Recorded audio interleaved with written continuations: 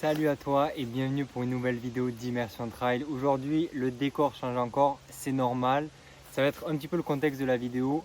Si tu ne le sais pas encore, je pars en Norvège avec mon van pour une durée de 4 mois et demi. Donc j'ai un petit voyage de 7 jours qui m'attend sur lequel on va partir. Du coup, on va traverser la France, traverser l'Allemagne, monter le Danemark pour enfin arriver en Norvège. Donc je vous partagerai toutes ces choses-là. Mais je me suis dit que ça pouvait être utile que je vous partage comment est-ce que j'allais un petit peu m'entraîner pendant cette semaine et plus généralement, comment est-ce que vous pouvez gérer en fait finalement des imprévus, des semaines où vous n'allez pas toujours être disponible finalement pour pouvoir courir et avoir vos habitudes, vos structures d'entraînement, etc., etc.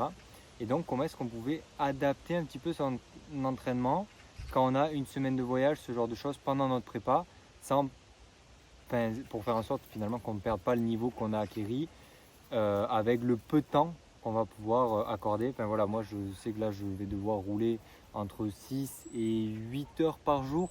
Donc forcément le temps va être réduit pour pouvoir m'entraîner. Et donc je voulais partager un petit peu avec vous les choses qui étaient prioritaires. Donc la première chose, contrairement à ce qu'on peut croire, c'est qu'il faut réussir à maintenir, si vous voulez, une activité physique. Pas mettre nécessairement de l'intensité, mais plus avoir une sortie d'une heure, 1 heure et demie, dans laquelle vous allez être principalement en zone 2. En dessous de votre seuil 1, voilà, vraiment pouvoir respirer uniquement par le nez, être vraiment très tranquille. C'est vraiment la base. Et pendant cette sortie, vous pouvez intégrer des petits blocs de 6 à 8-10 minutes où vous allez être en bas de zone 3. En gros, ça va venir stimuler un petit peu à la hausse votre seuil 1.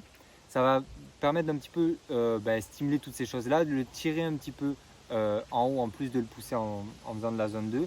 Et donc, vous allez travailler l'endurance, travailler toutes ces choses-là. Et donc, c'est vraiment quelque chose d'efficace que je vous conseille de faire sur cette fois-là 70 à 80% de vos sorties encore une fois. Donc, c'est-à-dire que si vous allez vous entraîner, vous avez 5 entraînements de prévus, faites 3 à 4 entraînements un petit peu de la sorte. Allez, disons 3 entraînements de la sorte.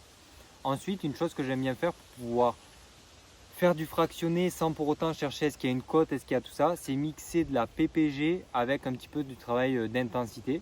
Donc là, je vais faire une séance par exemple où je vais faire mon échauffement classique, 15 minutes, des petits sprints de 30 secondes avec 1 minute de repos. J'en fais 5 en général, 3 à 5 suivant votre niveau ou l'habitude que vous avez.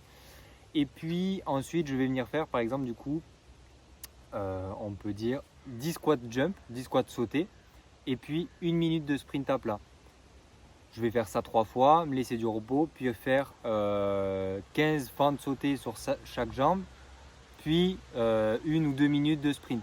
Je peux faire les squat jump sur un banc, par exemple, parce que j'ai des tables de pique-nique à côté. Je peux faire ça sur la terre ferme, pareil pour les fentes sautées. Et en gros, je viens mixer des exercices un petit peu de pliométrie. On a fait déjà des vidéos là-dessus sur YouTube pour vous expliquer tout ça. Si vous voulez comprendre un petit peu mieux l'entraînement croisé, vous avez la formation Road to Ultra en description pour pouvoir un petit peu comprendre. En fait, si vous voulez préparer un ultra en autonomie et être sûr d'avoir toutes les bases, c'est la formation qu'il vous faut, Road to Ultra. On a fait ça avec tous les spécialistes. Bref, je vous laisse regarder ça en description. Mais on a déjà fait plusieurs vidéos pour vous donner un petit peu des idées d'exercices à mettre en place. Et donc voilà, c'est un petit peu ces séances croisées là que je vais mettre en place pour éviter de chercher une montée, chercher ce genre de choses pour faire du travail de D+. Là, en fait, ça vient simuler comme si vous faites du travail de côte. Et donc, c'est vraiment, vraiment intéressant de faire ces séances-là. Mais vraiment important, ne vous dites pas, j'ai peu de temps, donc il faut que je fasse efficace. Et donc, efficace, ça signifie courir vite.